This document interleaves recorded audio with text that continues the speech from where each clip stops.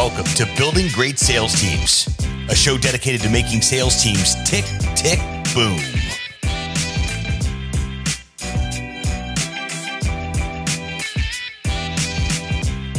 Great sales teams are not recruited, they are built, block by block. Let's get to work.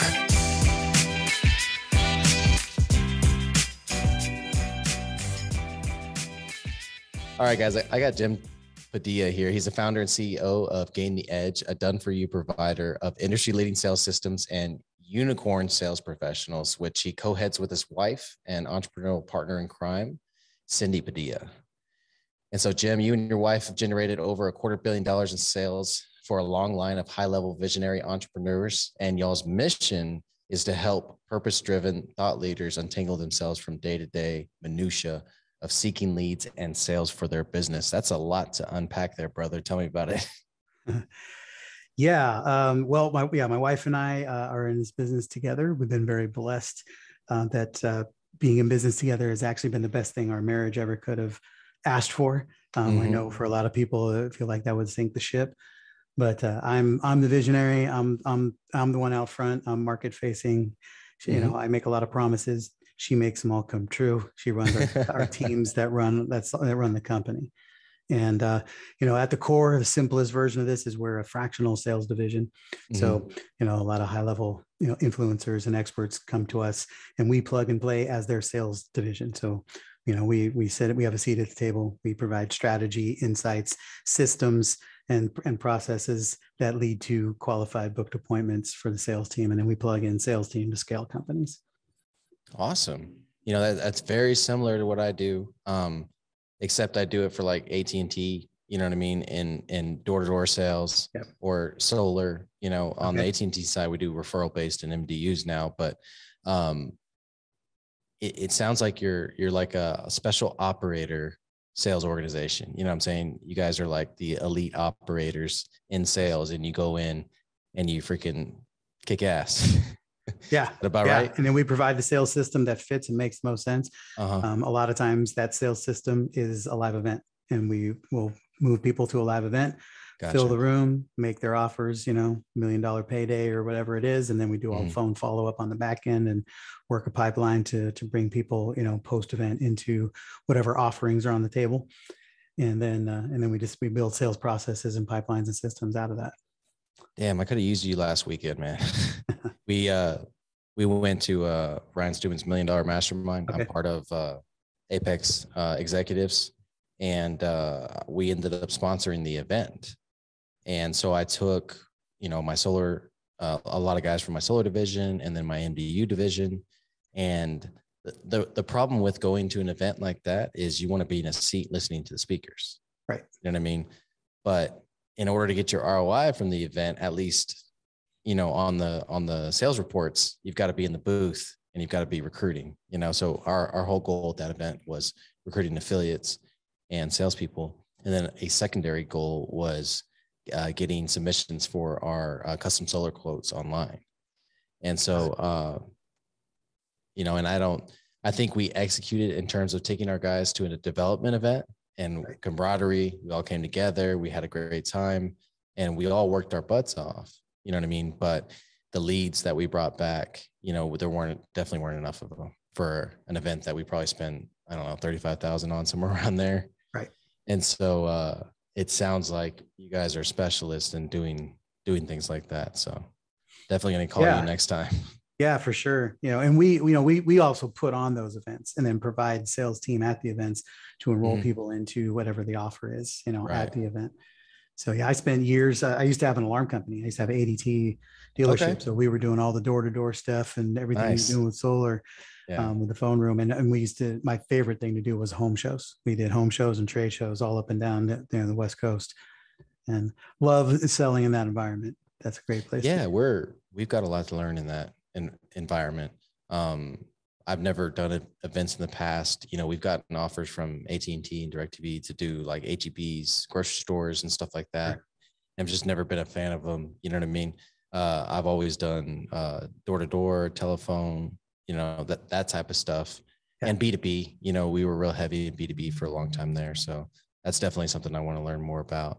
And I would love to put on a Building Great Sales Teams event. So we got more to talk about. I don't want this to turn into a business call here.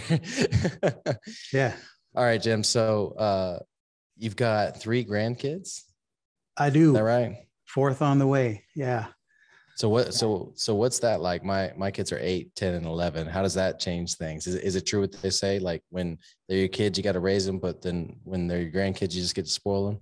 Dude, it changes everything. Yeah. First of all, it changes our perspective because now I think much more about legacy now than I ever have. Absolutely. Right. Because I know it's not just our kids now, it's our kids and their kids. I'm already thinking about our great grandkids. And, I want to make sure that this world is left in a better place, which is part of my massive heart for entrepreneurs. Because I know that for this world to be the best place that it's going to be, entrepreneurs are going to be the ones that solve most of the problems. And so everybody's got to have the ability, the skill set to be able to really grow their company so they can get beyond themselves and start providing the kind of solutions that the world needs so that my grandkids and their kids will have a great place to live, great place to be. Yeah, I couldn't agree with that more. I mean, you got to have a mission, you got to have core values, and personally, you got to have, all right, what's my plan to leave my stamp on the world and my legacy?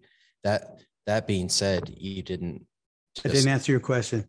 No. Oh. You weren't born this way, right? No, absolutely not. So where would you kind of say that you started out in your sales career? Was it alarm sales? Did you work for another dealership or? Well, doing the alarms was my first actual business, one that you got a license for and pay taxes on.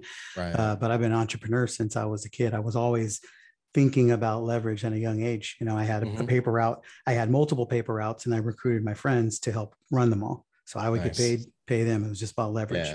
Yeah. When we were in school, you'd sell those Scholastic school books, magazine subscription stuff. And I would get anytime they were giving away a prize, I wanted to win that prize.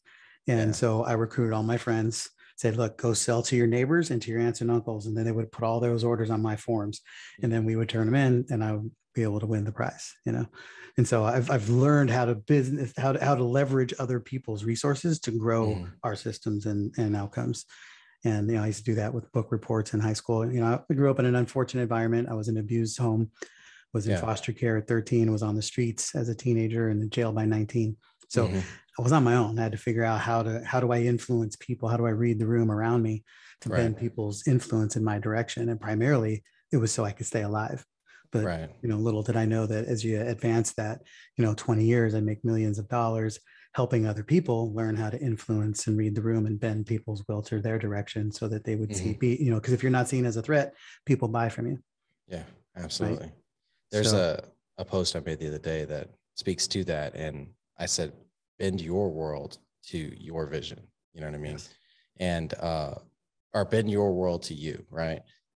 And it's all about that. You can control everything about your life. You can architect your life as long as it doesn't infringe on anybody else's, you know what I'm saying? Right. And if it does infringe, it needs to infringe in a positive way, in a productive way.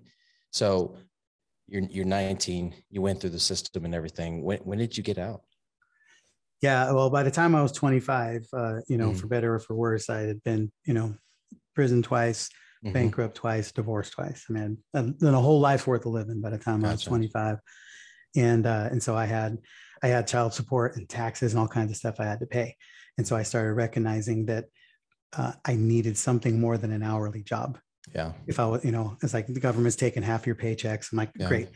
I needed to take a job that they could take half my paycheck and I could still live on the other half. So I just needed to be able to make more. So that's when I went and I found a commission job selling alarms door to door.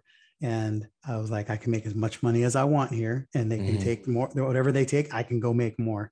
Yeah. And pretty soon I started out producing the whole office and then I went and got my own dealership and started rolling from there. So I had offices in 3 cities and phone rooms and everything else. Badass. So what would you say was the reason you were so successful at that time? Because everybody thinks, the sales, you're a great salesman. They say it when you're your selling style is entertainer. They say it when you can talk to anybody and you're loud and you're fun and you make jokes, you know what I mean? But that's not necessarily always the case. So what was it for you? I'll tell you what, if you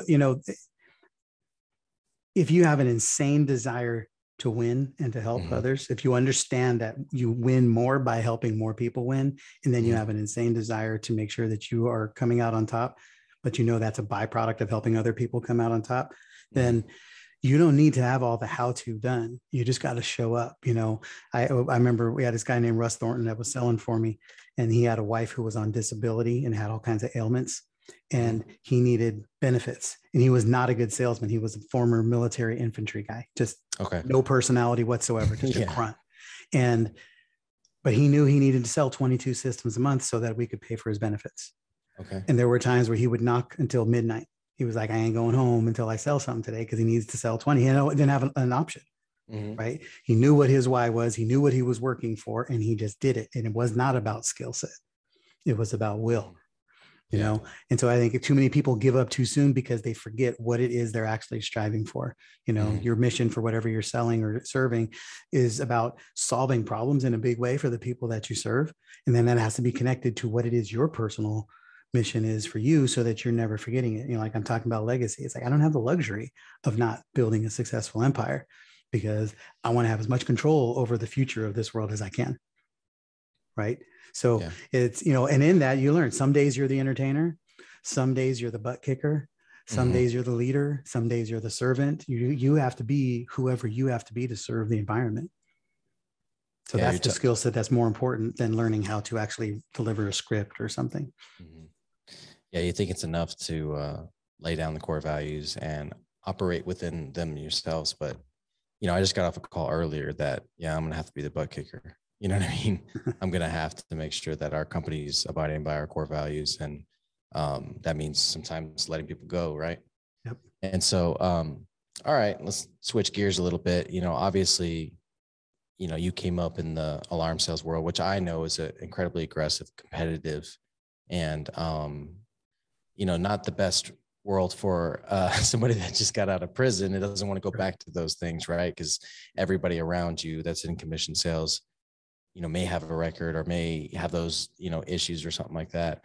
And so what was kind of the, you know, besides needing to make money to support your kids and to pay taxes, what was the kind of click that happened that made you start, okay, I want to be more than just a successful salesperson that takes care of his bills. You know what I'm saying?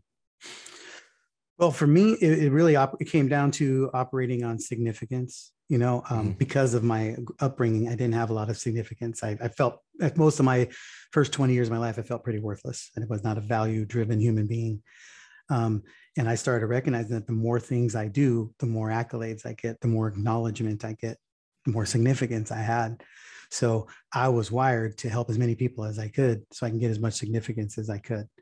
So I wanted to be of value to people. Absolutely. It is. And I still there. I've done tremendous amount of work in my life, and I've, fixed a lot of those inner wounds, but there's still a piece of me that I can't stand owing anybody anything.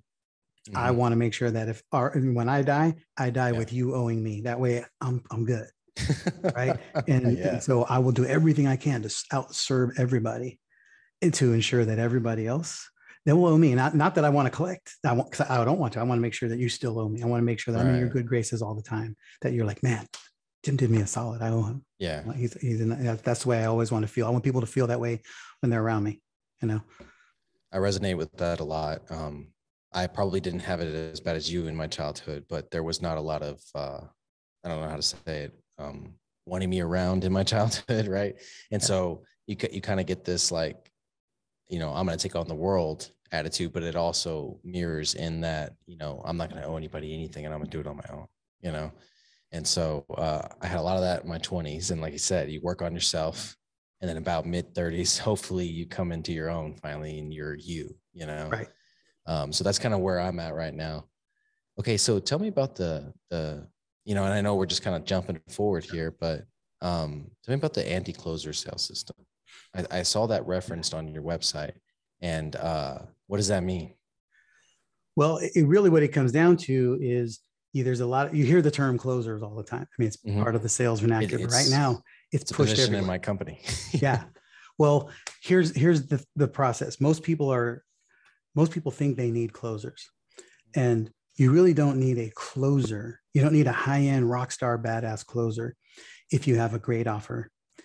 a really well-refined market, an ideal prospect journey that moves people predictably towards that intersection of high problem, great solution, right? And then if you build a system around that, then we actually don't recruit top 10 closers. We recruit top 10 people. We recruit level 10 people, level 7 salespeople. And then we put them in a system that ensures that they predictably overachieve and they win. And so it's not that closers aren't necessary. They're not valuable. It's just, we just don't need them to be necessary, right? If you need a closer in order to sell your product, that's probably because the product isn't as easy to sell as you think, or the offer is not as clean as it could be, right? Because you should be able to sell it without a closer, with somebody who can just push the right buttons and move the people forward. I absolutely love that. And it makes so much sense. And it's crazy that you came on after a few of the last couple of guests that I've had, because like Anthony and Donnie Boivin, I don't know if you know who that is. But one of the things he talks about is you don't need sales, you need business development. And it's exactly what you're saying. If you have a good system, then you don't need the best salespeople in the world. And honestly, I've operated that way for the past 10 years. Right. Bringing people into door to door, you're typically dealing with entry level, especially if you're not like going and recruiting from other companies or from recruiting door to door people. You're recruiting people that this is their first sales position. And so we were successful because we had a great training platform in place. We had a great recruiting system. We had these minimum standards that we maintained, and we were able to execute, even though it wasn't our product. It was AT&T's product. Right. It was ADT's product. It was Vivint's product. That's what we had. We had a great system. And so I'm kind of at the stage now where I've tried to, because I've had 100+ people on my Salesforce in the past. And right. So now I've been whittling that down over the last 5 years or so to, all right, now I want 6-figure earners. You know what I'm saying? And like you said, I need like 7s in order to make that happen. I don't need 10s. 10s are going to go out and they're going to earn 200, 250, 300, right? But I need like 7s, and then I can rely on 7s. You know what I'm saying? Right. The 10s are typically, the most well, talented. The reality, as a guy, been a sales guy my whole life, mm-hmm. Most guys who are level 10 closers, mm-hmm. we have sometimes like a shooting star, right? Come out of the gates mean and roll, and then something else. Oh, look at that shiny object. This is a cool opportunity. Plus, we're the kind of guys that get recruited all the time, right? So all of a sudden somebody's offering you something more. It's hard to find them to stick long-term, be loyal, stay in the process, not be open to new opportunities and stuff. And hard to manage, right? A lot of times you got to kind of handle your top 10 closers outside the regular team because they need some special attention, special compensations or whatever. And it takes a certain person to be able to manage those. And so a lot of times we attract a lot of 10s, we get them, but they're people who are of the same ilk as others. They're not showing up as I'm the closer, show me, I'm going to show you what's up, So we have a little bit of a different environment than what most people think. And, and when you're building a system that will attract them or create them more actively, you need to make sure that you've got a really clear offer, right? That's step one in the system. Make sure that you have a compelling offer that is easy to sell. And if it's packaged well, then you don't have to do a dancing monkey show in order to make it, build the conversion, right? And then, and then having, being crystal clear on who you serve, right? So who that ideal client, who that great offer is best suited for. So when you can match those together, then you take a lot of the creativity out of the process that the closer doesn't have to be, isn't necessary to deliver on, right? So knowing who to sell and what stage of the process do they need to be sold into, right? Then it's knowing the importance of the core story, right? If you have a really good story, if you understand the story of these people, then you can tell their story better than they can, and you can move them forward. Right. Look, like with our product, we are selling people who are ready to scale beyond something, ready to get beyond themselves. They want greater significance. They want that freedom that comes from being at the mountaintop. They just don't have all the systems in the process to do it. And they're tired of trying to hire salespeople and getting themselves, kicking themselves in the butt. Right. So if they want to get rid of that, we help them generate a business that's designed to make money. As I was saying, it's, once you know the core story and you understand it, and everybody's got one. And the better, if everybody in your company should understand the core story of your ideal client, right? What's their problem? What are they trying to solve? What's the new solution? What's possible for them once they solve it, right? And that way you can tell it to them and they can go, yeah, that's me. That's what I want. And again, it helps. Every part of this process just takes them away from having to be closer. So hence the anti-closer, right? And then the other part of it is making sure that you understand clearly what's the bleeding neck problem that they're solving, right? So like for us, we help solve the bleeding neck of a company that isn't designed to make revenue, right? Most people's business was never designed to make money. It was designed to deliver a product. And somehow they're figuring out how to make money. So we come in and we help design the business to actually make money so that generating revenue is easy and predictable and consistent, right? Which solves a whole lot of problems for people. And so you got to always be clear on what is the bleeding neck problem that's being solved, so that if you have that, if people show up with that bleeding neck problem, your salespeople don't have to be ninjas to figure out how to solve their problem, because everybody already knows what that is, right? And then so if you want to interrupt I just wanted to find out, okay, so the bleeding neck problem, and if I'm understanding this correctly, most business owners package their product so that it can be sold, which means they cut corners in terms of margins, right?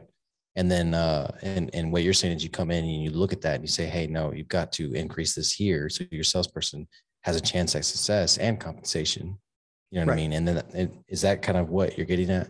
Yeah, we want to make sure that it's actually attractive, because like a lot of people will sell the drill in the hole is the easiest analogy. Well, so many people are selling a drill, and if you go to Home Depot and say, hey, I want a drill, most of the time they're going to be like, well, this is the Makita 5000 and this is the skill whatever. Instead, they should be asking, what do you need? What are you going to do with the drill? What kind of hole do you need? How many holes do you need? How often do you need a hole? What are you going to hang on? Are you going to look through the hole? Or are you going to hang something on the hole, right? Because you want to help them solve the problem they're trying to solve. You don't want to just help them buy a drill. Yeah, just sell them the Mac Daddy package because it's the highest commission. No, that makes a lot of sense. And too many times that's what we do. We forget to we forget to really dive into what's the problem you're trying to solve and how does this solve it? Because you might think you need something that you don't actually need. And I can say, you know what? Let me steer you to this product because this is actually going to be a better solution for you because you only need to use it once. So let's not buy the Mac Daddy over here. Yeah, I preach that in my script because I and I tell them like you should be spending probably 75% of your pitch on qualification. So you know exactly what they need. And by the time you deliver it, it's not only what they need, but it's not what it doesn't contain any of what they don't need. Right. And then that honestly creates a better sales cycle for you because they're going to end up referring you customers and stuff like that because you didn't take advantage of them and sell them the Nikita 5000, Exactly. Yeah. So, then you once you line up that with a quality prospect journey, right? Once you know who the person with the bleeding neck problem is, then you should also know where to find them. Right. So you don't need to go, nobody needs to market to the world. You need to find who's the ideal person that you're most suited to serve. And then your prospect journey should be a very logical progression from where they are to where you're bringing them to the intersection of solving the problem. And if everything you send them, whether it's a nurturing emails, whether it's a text blast, whatever you're sending, it should always be moving them forward. And it should always be a natural step for them. So when your ideal prospect is in the prospect journey, they should always feel like, oh, of course, this is the next step. This makes sense. Right. And too many times you're just sending them stuff because you're trying to stay top of mind, but it's not logical and it's not in the right sequence. And you want to put yourself in that prospect journey so you know what should be the next step and when, at what time intervals. Right. And again, all of this stuff is in service to your sales team having to do less creative, crazy work. The more you can keep them on the path, the better. Because where you want them to be creative is in how they deal with people, not in how they sell stuff. Right. How they overcome. Totally. Yeah. How they overcome objections, stuff like that, or not having objections in the first place because you dealt with them early on in the qualification process. Right. 100%. I love what you're saying because it is a polished way. Everything that you're saying is very polished. Obviously, you've been doing this a long time. But I go back to in my head, it's like I would take AT&T's offer. You know what I mean? They would have 6 packages here, and I would get rid of 3 of them, and then I would structure the other 3 to the high end package, the mid range package, and like, hey, I just need to watch the news. You know what I'm saying? And I would structure those in there, and then I would only let the guys offer those. You know what I mean? And they wouldn't get paid commission on anything else. And that's how you steer it in the right direction, right? And then if we'd have quality issues, I get rid of the bottom package and I'd only let them offer the top two, or only selling quality. You know what I'm saying? And so that would make it incredibly easy for them. And then pricing wise, it would make it easy for them too. And then on the back end, the comp plan is always super simple. You know what I mean? So they can add up their commission in their head, and they don't have to sit here and do calculus in order to understand what they're getting paid.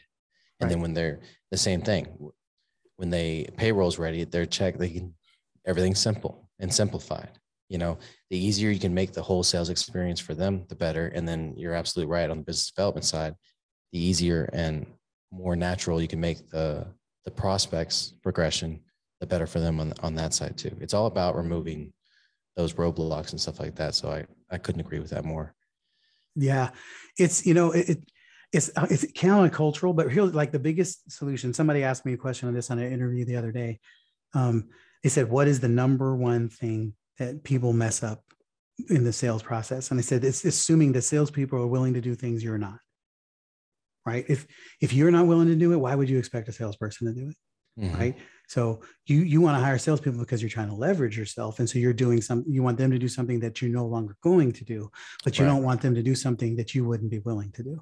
Right. So if you say, hey, here's my leads, just call through them. Well, are you going to call through them? Why would you, is there a system? Is there a process? Is there a weighted average? Is there something that you can deliver? Yeah. Here's 1,000 leads. Which are the 100 I should call first and why? Right. It's like, at least put yourself in the process that if you would be willing to do it, like, what if your salespeople don't show up that day? Are you willing to jump in and follow the same process you've laid out for them? If not, then it's a shitty process. Absolutely. And you're expecting them just to come up with it all on their own. You got to give them the step 1, step 2, step 3, and if and or and all that stuff. No, I couldn't agree more with that. So what's next for you guys over at or you know what, a better question for my listeners, because this is a big question that always comes up with my clients. And I do more like one-on-one consulting. You know, this business owner owns a construction company. He's got one salesperson and he wants to hire another. You know, that's my client, right? And they are in the early stages of developing their culture a lot of times. And so on the sales side, speaking to that specifically, and it all bleeds into the company culture as a whole.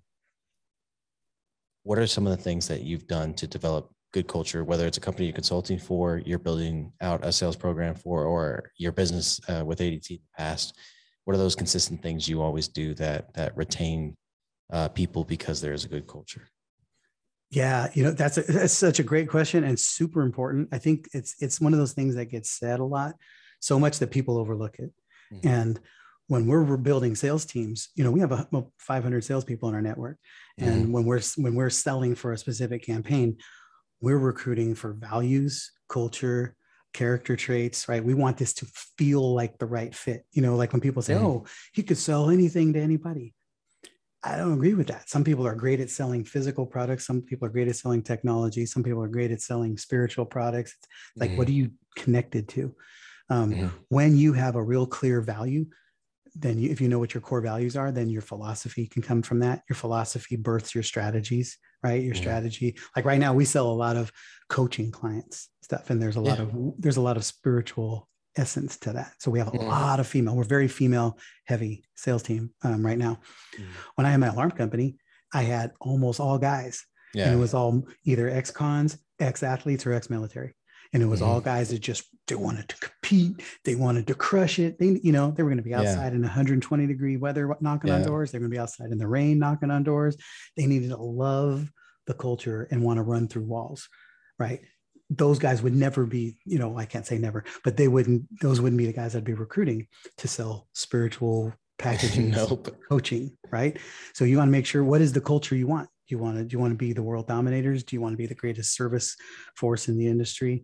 Right now we're known as the most loved and well-respected sales performers in the industry. And we have a team of heart-centered sales army, right?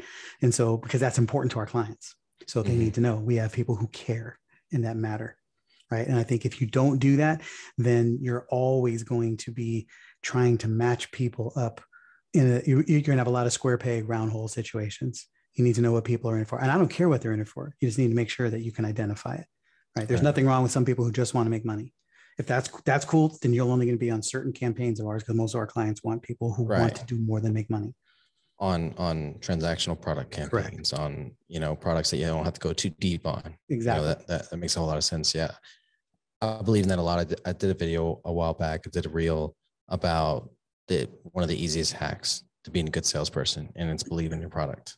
Yes. Like if you don't believe, we used to sell so much stuff we didn't believe in, and that's when you need the high level closer. That's when you need all these, sales 2.0, 3.0, 4.0 strategies and stuff like that. But if you believe in your product, you're a user of your product, there's a mission behind your product, it just comes out of you. You know what I mean? And totally. the prospect can feel that. And it's an energy transfer. And you're transferring that positive energy to them, and they get caught up in that. And often, buy on impulse because of it. You know what I'm saying? And then as long as you have a good sales development in place, you make sure that they're taken care of on the back end, and that you assure them of that decision along the way. But that's something that happens so easily and naturally that you almost don't have to train on it if they believe in that product. And that's one of the first things you should 100%. Do when you hire salespeople. Guys will go out of their way to make sure that they're prepared to sell it if they love what they're selling. So you'll do less of the work. That's our last pillar of our anti-closer sales system, is you got to give them something to fight for.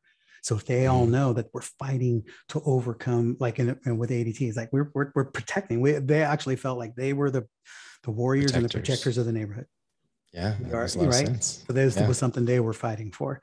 Whereas now we're fighting for, no limits. We're fighting for world changers to be able to step up and really step into powerful opportunities to change the world at scale, because we can help them take their product to market in ways they never thought of. Right. But if you don't know what you're standing for, what they're fighting for, then they're missing a huge component of the sales process, because when you're fighting for that, you can help the client buy into it. You can help the prospect buy into it and make a massive difference. Absolutely. One of the things that we established must have been about 2 years ago is our mission statement, which is we help each other achieve freedom. Freedom, obviously financial freedom, freedom of faith, freedom of time, and so that is kind of what we're going out and fighting for every day, and it's freedom. It's freedom for the individual salesperson. And then it's freedom for the consumer too, especially on the solar side, because they're free from rising energy prices, right? They get to lock it in for 25 years, whatever the case is. And you actually have a mission behind that too. And then of course, don't even get me started on going green, you know what I mean? And being able to take yourself off the grid that way. But with battery backups and everything. No, the mission is huge, and giving them something to fight for. I love the last piece of that system. So what is next for Gain the Edge? What is next for you guys? What are you guys after? Well, we're really on a mission right now, just to really set the standard. We're not looking to be the biggest sales organization, but the gold standard. We want people to know that, if you want to start hiring sales teams, that you need a sales team ready, certified team to be able to do it. Someone that's got a system and a process and everything in place. So, we have a big event coming up in October that we're helping people design that sales system so they can be ready for sales teams. And then we've got a book, magazine, podcast, everything else is all coming out right now as well. So that's big movement initiative for us. So we can really help people get, if you really want to sell and scale what you do, then you have to do the dirty work first of becoming sales team ready. You got to make sure that you've got the systems and the processes in place that allow you to get out of the way. Right? We're not here to optimize the salesperson. We're here to remove them from the sales process. We want to remove the founder and the experts out of the way so that the sales team can do what they're designed to do. Absolutely. And that's going to free them up to be the visionary, like you said earlier. Amen. That's huge.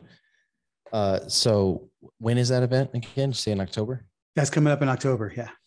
And where's that going to be at? Is it going to be in Tennessee? It's virtual. We're broadcasting from a studio here in Nashville. And yeah, so it'll be virtual with some opportunities for people to be in theater, in studio with us. Okay. And then do they just go to gaintheedge.com, or where's the? Yeah, let me give you a quick way for you guys for people to engage. If I can indulge you for a minute, everybody can pick up your cell phone, grab your cell phone wherever you are. I'm assuming a lot of you might be listening on your cell phone. Open up a browser, whatever it is, Safari, Chrome, Google, and then type in your browser, GymP360 jimp360.com, JIMP. That's me and my last name initial, jimp360.com, right? And when that comes up, right, you should have it there. Then there's a contact button right on the top. If you can do it on your desktop or on your phone, click on the contact button, and it should open up all the ways to contact me. Now, this is a cool site because what it does is you can find me on all my social medias, all our websites, all the stuff that we do. But don't do any of that stuff right now. Just look for the contact button, click on it, and their top button there says send a text. Click on send text, shoot me your first name, your last name, and say sales. And I'm going to send you a presentation, some insight on how to 5X your phone sales with follow-up. Right, how to 5X your sales with phone follow-up, and we'll engage you and send you information about our event. Awesome. And Doug, I'd love to invite you to our event as a guest as well. I appreciate that. Yeah. No, this is you made it easy. Yeah, like you said earlier. Exactly. It's a great tool. And if you missed any of that, we'll include it in the show notes. Don't stop don't stop driving and pull over. I mean, if you feel like you need to, go ahead. But we'll definitely include that in the show notes. And all your contacts info is on there and everything. I'm guessing Instagram, Facebook, LinkedIn, all that good stuff. We'll include that as well. Well, awesome. Got a quick question for you. Yes, sir. The legacy piece. What is your vision for your legacy? Well, our legacy here is to create opportunities for the future. That's our mission. And so we actually have a real big vision of buying a city. We want to build a city called Opportunity City. And that city is literally, it's so that there's nothing but opportunity to solve problems and serve. We create opportunities. We want people who want to solve problems for people to have unlimited resources to be able to do it. And then, and it's a city where there's no politicians, there's no elected officials. There's just people who are all about solving problems, not about people who are trying to, shove their agendas on people. Is this a real physical city or is this a metaphorical city? Absolutely. No, 100% physical city. Okay. So yeah, that's what we're working towards right now. We're building, we want to build our own city, whether it's going to be, location is irrelevant. We'll have it, whether it be in America or not. Yeah. But our legacy is that, we want to build a culture and a community where everybody is focused on solving problems and creating opportunities for other. And so that way, your kids, your grandkids, right? The future, there's people who don't want to get caught up in the system and just want to stay focused on solving problems for the world, because no matter what happens as technology goes and as the world changes, all it's going to do is continue to create more problems that need to be solved. And we need people who are focused on that versus what's happening on Wall Street versus what's happening in Washington, D.C., right? It's like we want to make sure that we are structured and designed for people to win and create opportunities for other people. So that's the legacy for me. That's what we're working towards. That's, I don't see myself ever retiring because there's no such thing for an entrepreneur. Right. It's always working towards that. No, I couldn't agree more. And that's original. It's very original. Opportunity City. I'm excited to see some progress on that. Yeah. That is definitely interesting. And I'm guessing it would be funded by the residents. Absolutely. Funded by by people who need the solutions and people who provide the solutions. And obviously it's something that I can't do on my own. So we're bringing as many entrepreneurs and partners and people involved as possible. And I'm curious because I'm such a tactical person, and I'm already thinking of how this thing would be ran. Would you have a governing body? Because that's where the issues usually take place, is in the governing body, corruption, money, all that stuff. So exactly. We're going to eliminate the term politician. Let's put it that way. There will be leaders. There will be people, but just like in the Bible, right? Jesus came to be served. If you want to be the greatest, you must be willing to be the least. And you have to look and humbly see others as greater than yourselves if you want to be the greatest leader of all, right? So the people who will be the leaders were the ones who will be naturally in the leadership position because they serve the most people, right? So I love that. You elevate by default by serving others. I love it. All right, Jen. Well, this has been an absolute pleasure. And what I love about it is two things. And a lot of my best guests do this. You gave us some incredibly tactical advice and ways to execute on our business and the business development side, and going after those level 7 salespeople versus the level 10, because we all think we want the level 10, you know what I mean? but we should just be really working on our business and then letting the level 7 execute in the business. And then your legacy, man, that's really cool and original. So I'm excited to see that play out, because I know that you're a man of action. So we're going to see that play out here very soon. So right on. Anything else you'd like to wrap up with? No, I just appreciate the opportunity to share and serve people. And I will remind everybody who's listening right now that all this stuff we're talking about, this crazy pie in the sky stuff and all these other things, the only people who actually make significant change in the world are the ones who are crazy enough to think that they can. You need to start thinking that you can. Start taking some crazy risks, calculated risks. There's never been a better time in the history of the world to literally 10x your business, scale your business than right now. Technology is easier and more available than ever. And we are in a world that's got a lot of upheaval. Upheaval brings opportunity, and those who have the ability to take advantage of these opportunities there's basically a wave that's coming through the world right now. And that wave is either going to destroy some people who are ready to be a victim, or for the people who can ride that wave, you're going to ride to new levels of success. You just got to choose which one you're going to be. So go out there and get it done. And we'll close with that. Let's get building. Right on. Thanks so much for tuning into this episode of Building Great Sales Teams. We sure do appreciate it. If you haven't done so already, make sure you're subscribed to the show wherever you consume podcasts.